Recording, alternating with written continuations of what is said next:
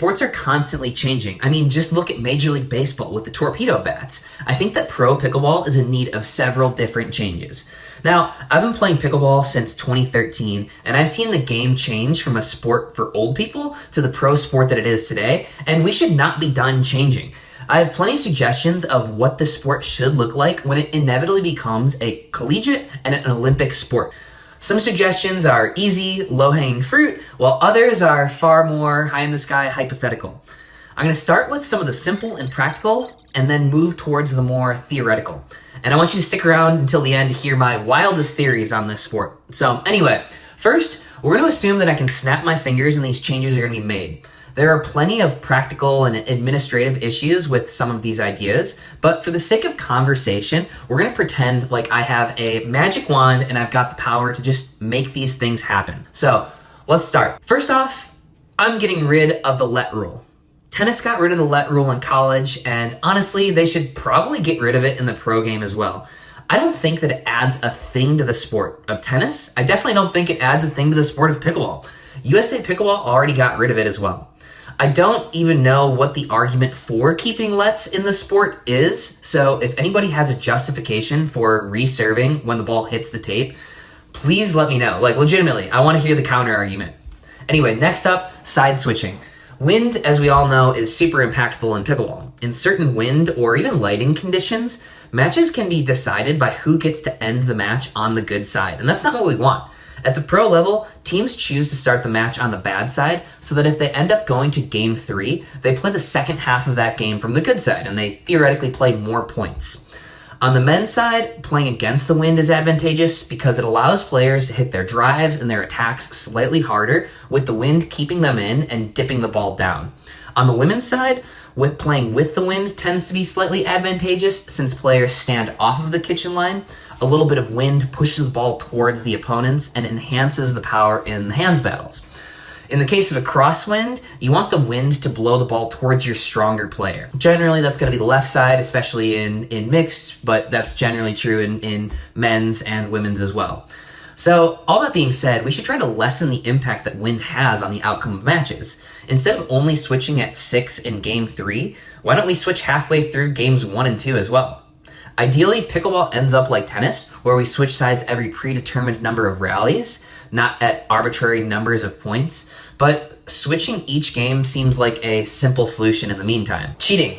I made a whole video on pickleball's cheating problem, and I'll put the link in the description, but essentially, we can't stop cheating given the current technology and the current budgetary restraints, but we can deter it through escalating penalties, fines, and suspensions for chronic cheaters. If I was commissioner, curtailing cheating would be one of my top priorities to make the game more professional. Paddles. Paddle regulation is proving to be one of pickleball's most difficult problems to solve, which is why there's a new paddle scandal seemingly like every single week. If I was commissioner, I would try to reduce the power in the professional game and increase the spin.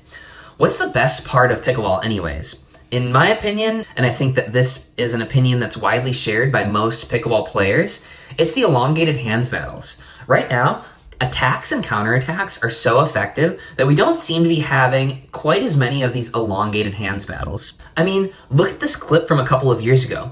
If we reduce the power, I think we're going to get more of these elongated hands battles. We can also incentivize more speed-ups by enhancing the spin on the paddles. Spin can help keep speed-ups in the court, and in my opinion, we want more speed-ups. And when the ball is sped up, we want the hands battles to be longer. Again, I think we accomplish this by reducing power and increasing spin. All right, we're getting a little bit more controversial now. Timeouts. Getting rid of them. I think it's lame to be able to artificially stop somebody's momentum. I know what you're thinking. Timeouts are a staple in plenty of other sports, but these sports like basketball and football actually have a clock. Pickleball and tennis don't have a clock. I think that momentum swings are interesting for fans, and I dislike teams being able to stop momentum artificially through a timeout. At the very least, we should only have one timeout per game at the pro level. As my Wisconsin friends would say, let's keep her moving. Hinder rule. Gone. There's always so much confusion with it anyways. There are so many times where a player yells, "come on," during the middle of a point, and I see this called as a hinder sometimes. I see the referee tell them that it's not a hinder other times. Nobody knows what the rule is, and it's enforced very, very differently all the time. Also, what even is partner communication and what is a hinder? Having played pro pickleball for 5 years, your guess is as good as mine. Basketball players and football players are talking to each other and trying to distract each other all the time. It is just part of their game. Let's let the pickleballers talk some shit midpoint. And now with that being said, we gotta mic them up too. Wouldn't you be interested to know what Ben and Gabe are saying to each other on the court, or Annalie and Catherine before they broke up? Or what about the shit that Hayden Patriquin is definitely talking? All right, we're gonna let the players talk, and same with the fans. We want them to be rowdy. Let them be loud. It'll be more entertaining. And also from a playing perspective, a constant roar is something that players can get used to. Right now, it's only distracting when somebody yells during the middle of a quiet point. If there's a constant roar, it'll be a more interesting fan experience, and it'll create a better atmosphere. And actually, I think players are gonna get less distracted, to be quite honest.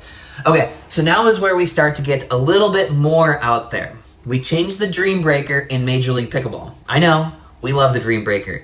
But currently, each player plays 4 points before the next player comes in. The Dreambreaker is played to 21 and win by 2. Dreambreakers are already electric, but I think they could be even more electric if the first player from the away team only plays 2 points, and the first player from the home team plays 4. After that, it's 4, 4, 4, 4, everybody plays 4. This would naturally stagger players, and it would also guarantee at least 2 male versus female matchups. This was actually suggested by my buddy Joe Saslow from Pro XR, so I think it's got to be referred to as the Saslow Super Dreambreaker. Next up, I'm all about weaponizing the serves, but we gotta go to drop serve only. I hate unenforceable rules. We've had so much controversy over illegal serves for years, and it's another problem that just isn't gonna go away. USAP now allows drop serves in competition, and there are 2 main complaints with the drop serve. First, I hear all the time that players can hit wicked spin serves with them.